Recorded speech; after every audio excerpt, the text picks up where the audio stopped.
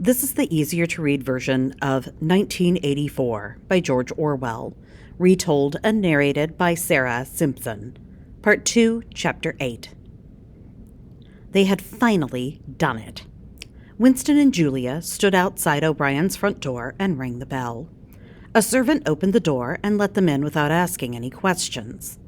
Winston was overwhelmed by how clean and beautiful O'Brien's home was. The carpets were soft under his feet. The walls were covered with pretty cream-colored wallpaper. There were no dirty handprints anywhere. The air smelled good, like real coffee and expensive tobacco. Winston didn't know that anyone could live in this kind of luxury. The servant took them to a long room filled with expensive velvet chairs and a huge telescreen at one end. O'Brien was sitting in one of the chairs looking at stacks of papers spread out on the table in front of him. He was busy replying to a message when they came in, and he didn't even look up. Winston and Julia stood and waited for him to finish. The longer they waited, the more nervous Winston became. What if he had been wrong about O'Brien? What if this was a trap? O'Brien stood up from his chair and Winston's stomach clenched with fear. O'Brien walked over to the telescreen. He pushed a button. The room was silent. "You turned it off," Winston said, amazed. "Yes, members of the inner party are allowed to turn off their telescreens for short amounts of time," O'Brien said. "I can only turn the telescreen off for about 30 minutes before people start asking questions, so we'll have to speak quickly. Tell me why you're here." Winston felt panic. What should he say?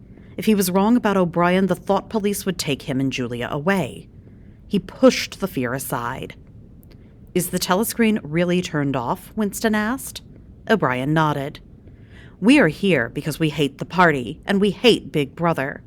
We have heard that there is a group of other people who feel the same way we do. We want to join that group. We are thought criminals. We speak against the party and Big Brother when we are alone. We are adulterers. I have a wife, but Julia and I have sex with one another in secret. I want to tell you everything, so you'll know we are serious about wanting to join this group."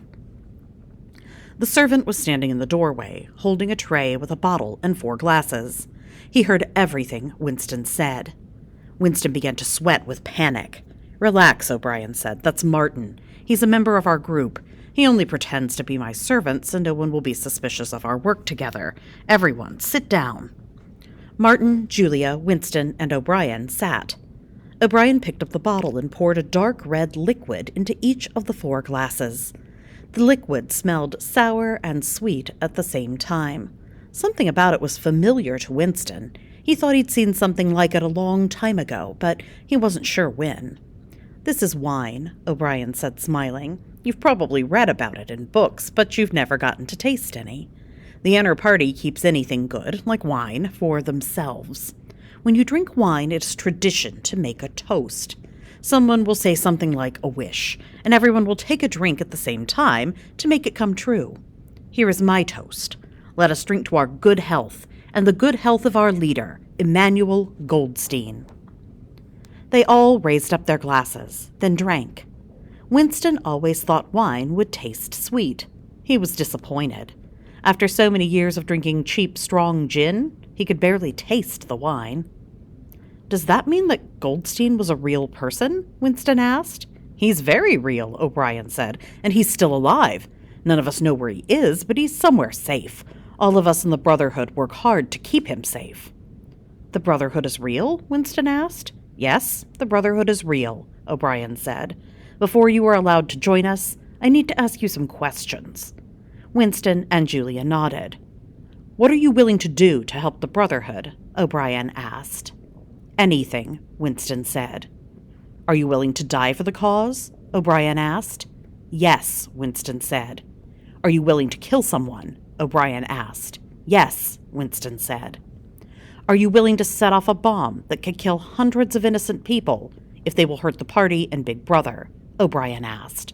"Yes," Winston said. "Are you willing to betray your country by giving secret information to its enemies?" O'Brien asked. "Yes," Winston said. "What if you were told you had to throw acid in a child's face, causing them terrible pain and leaving them blind. Would you follow those orders? O'Brien asked.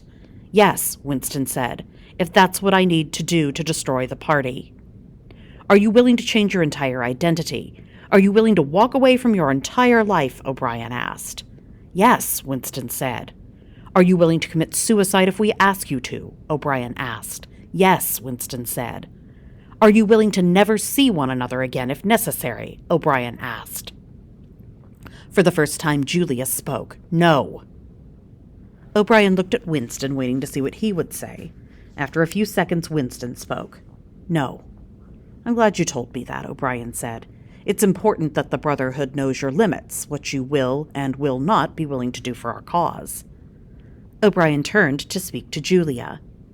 I want to be sure you understand what could happen, O'Brien told her. In order to keep you and Winston safe, you may have to have extensive cosmetic surgery. We might have to change everything about your appearance. Winston may not look the same. We may even amputate an arm or a leg in order to change his identity. Will you be willing to live with that? Yes, she said. Okay then, O'Brien said. He turned to Martin. You'd better go back to the kitchen before anyone notices how long you've been gone. Before you go, memorize both of these comrades' faces. Martin took a long look at Julia and Winston before leaving. Martin will be the person you see again from the Brotherhood, O'Brien explained. You may not ever see me again. I can be picked up by the Thought Police or hidden by the Brotherhood and given a new identity by the time you get your orders. O'Brien continued. We are very, very careful with the identities of our members. Everyone will eventually be caught and tortured by the Thought Police. Under torture, everyone confesses.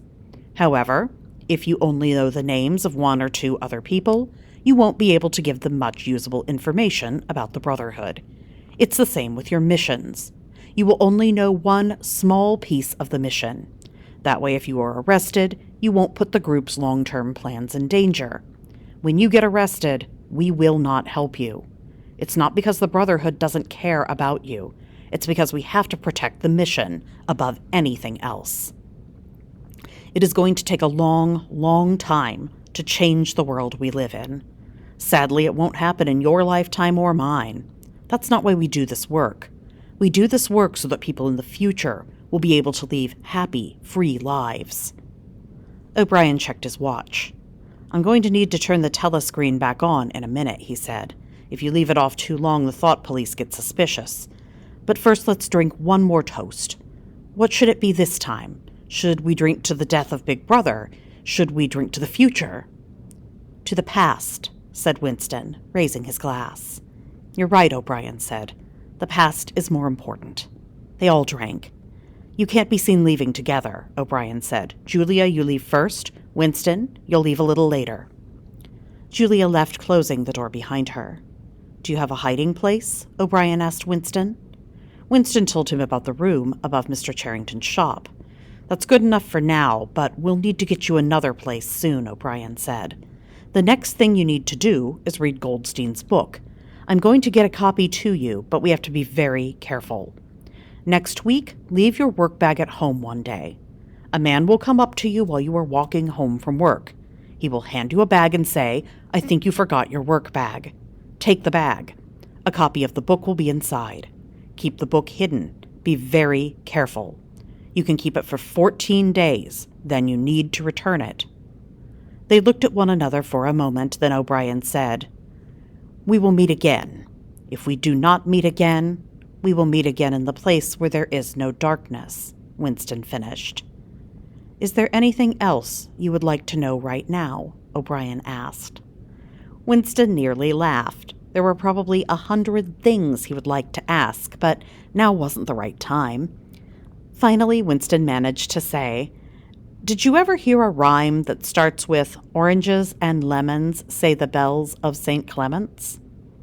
O'Brien smiled, nodded, then said, Oranges and lemons say the bells of St. Clement's. You owe me 3 farthings, say the bells of St. Martin's.